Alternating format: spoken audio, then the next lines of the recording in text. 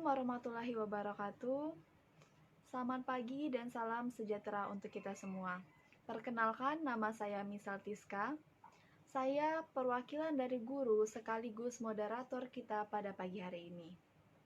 Yang terhormat Ibu Kepala Sekolah TK Aisyah 4, Ibu Mita SPD MPD.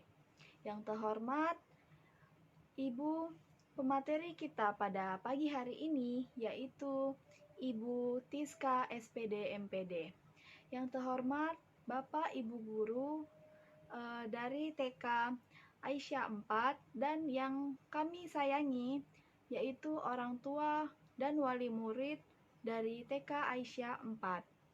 Puji dan syukur kita panjatkan kepada Allah Subhanahu wa taala karenanya lah kita dapat berkumpul pada pagi hari ini di Aula TK Aisyah 4. Baik, untuk mempersingkat waktu, langsung saja kita kata sambutan dari Ibu Kepala Sekolah kepada Ibu Mita SPD MPD, dipersilahkan.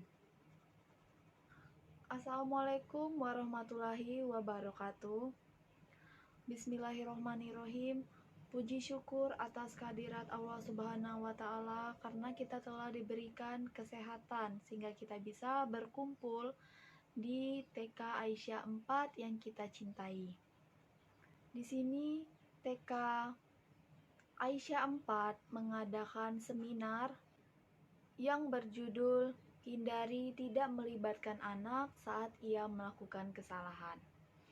Harapan saya untuk seminar ini kita sebagai orang tua bersama-sama belajar atau membimbing anak kita, karena guru pertama dan utama anak itu ialah orang tua di rumah.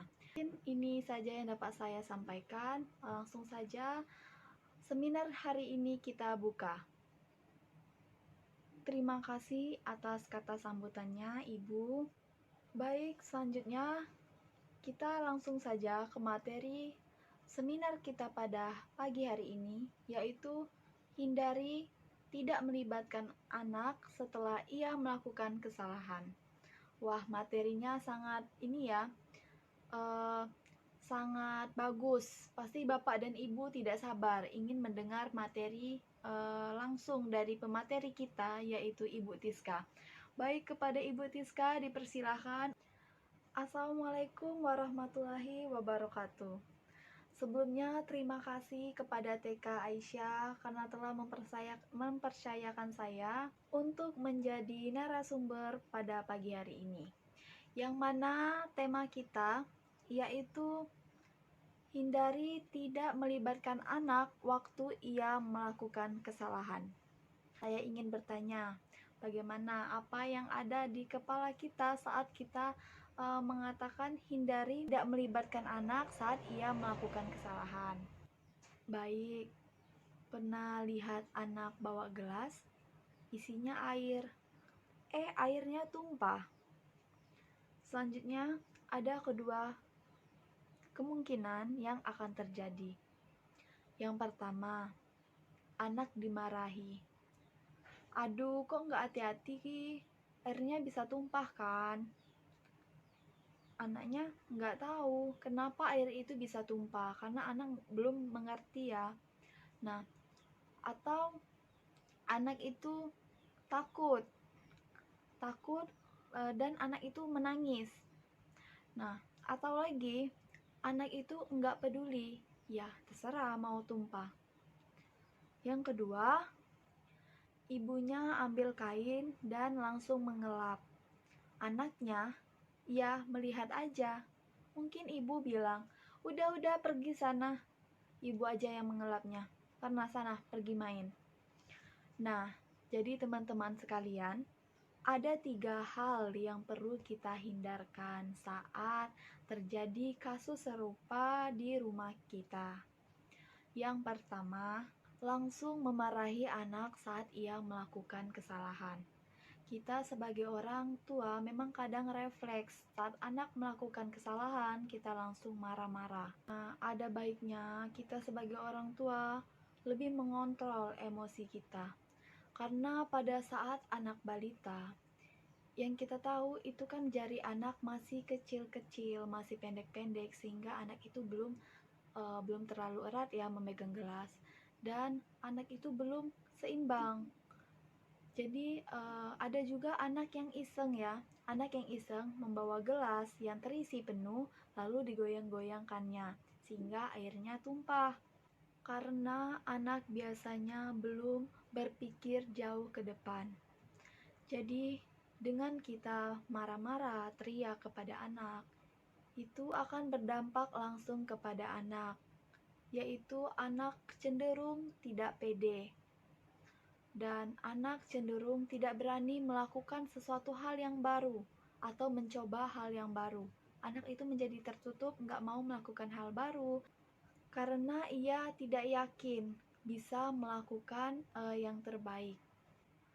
Jadi dampaknya ia menganggap aku nggak mau melakukan hal baru daripada nanti aku dimarahin. Nah itu akan berdampak ke anak saat besar. Jadi anak itu akan tertutup kepada hal-hal yang baru sehingga dia itu nggak mau mencoba hal-hal yang baru. Yang kedua, dari contoh kasus yang perlu kita hindari tadi, ibunya itu terlalu take over dan maksudnya langsung ngambil mengelap sendiri tanpa mengajarkan anaknya untuk mengelap atau tanpa mengajak anaknya, dan tidak mengajarkan kepada anaknya itu bagaimana cara mengelap yang baik.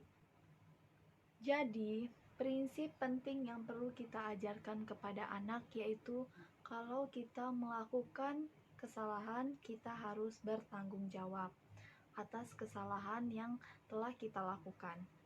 Nah, terus kalau anaknya masih batita gimana?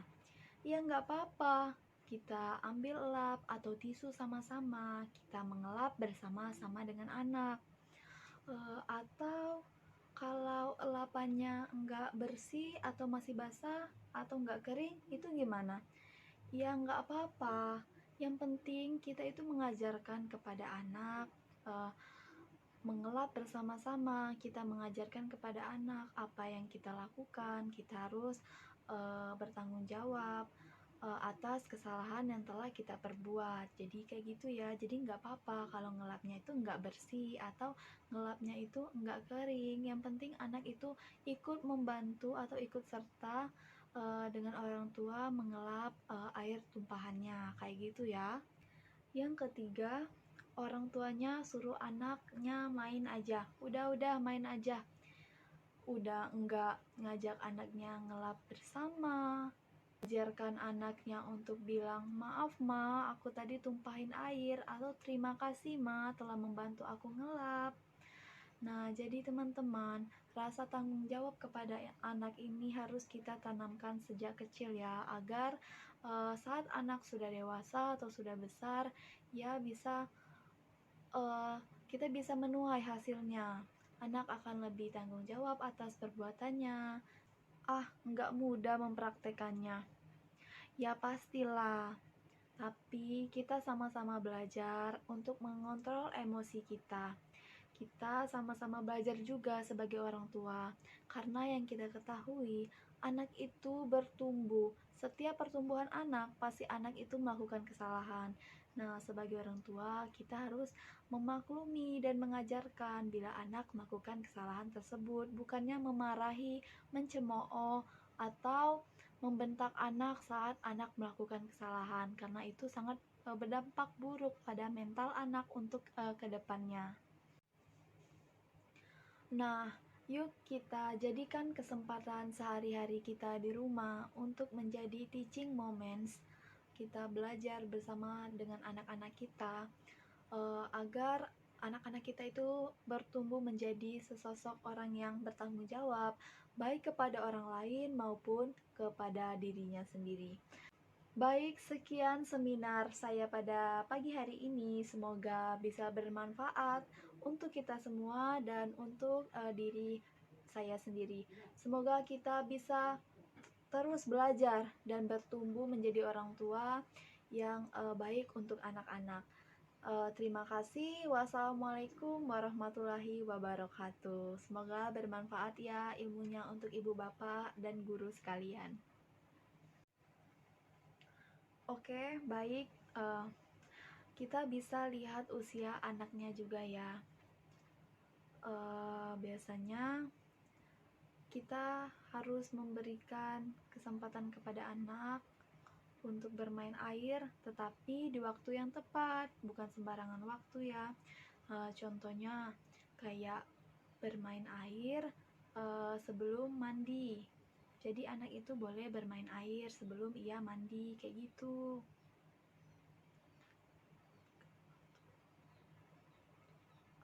Nah, jadi intinya kita harus memberikan waktu luang kepada anak untuk bermain air, akan tetapi di waktu yang tepat. Kalau nggak di waktu yang tepat ya kayak gitu tadi kan, bisa jadi dia setiap melihat air, oh main air kayak gitu. Jadi ya itu dari saya, terima kasih. Baiklah, terima kasih Ibu atas materi yang telah diberikan dan kesempatan yang tahu sama-sama belajar ya, kita sebagai orang tua bagaimana sih cara mendidik anak itu yang benar sehingga tidak berdampak buruk kepada masa depan anak. Baik, selanjutnya sesi tanya jawab. Kepada Bapak, Ibu, guru atau wali orang tua murid dipersilakan untuk bertanya. Baik, kepada Ibu Tiska dipersilakan untuk menjawab.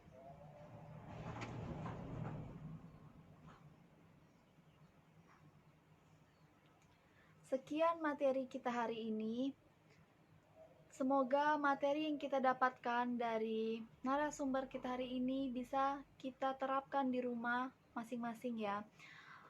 Walaupun kita bukan orang tua yang sempurna, tapi kita akan mencoba menjadi orang tua yang terbaik untuk anak-anak kita ke depannya. Agar semua hal, perilaku, emosi kita itu tidak berdampak buruk kepada anak ke depannya. Marilah kita belajar bersama-sama sebagai orang tua menjadi orang tua yang cerdas dan orang tua yang bisa membimbing anaknya untuk menjadi lebih baik lagi. Sekian dari saya, terima kasih. Wassalamualaikum warahmatullahi wabarakatuh. Assalamualaikum warahmatullahi wabarakatuh. Perkenalkan, nama saya Zalfa. Saya salah satu perwakilan dari wali murid. Saya ingin bertanya nih Bu, bagaimana jika anak itu terus-menerus ingin menumpahkan air karena ia ingin mengelap? Nah, jadi mungkin anak itu beranggapan bahwa itu permainan, jadi dia menumpahkanlah air itu secara terus-menerus. Baik, terima kasih. Wassalamualaikum warahmatullahi wabarakatuh. Kepada Ibu Tiska dipersilakan untuk menjawab. Baik, kita bisa lihat usia anaknya juga ya. Jadi intinya kita harus memberikan waktu luang kepada anak untuk bermain air, akan tetapi di waktu yang tepat. Kalau nggak di waktu yang tepat ya kayak gitu tadi kan, bisa jadi dia setiap melihat air, oh main air kayak gitu. Jadi ya itu dari saya, terima kasih. Sekian materi kita hari ini. Semoga materi yang kita dapatkan dari narasumber kita hari ini bisa kita terapkan di rumah masing-masing ya. Walaupun kita bukan orang tua yang sempurna, tapi kita akan mencoba menjadi orang tua yang terbaik untuk anak-anak kita ke depannya.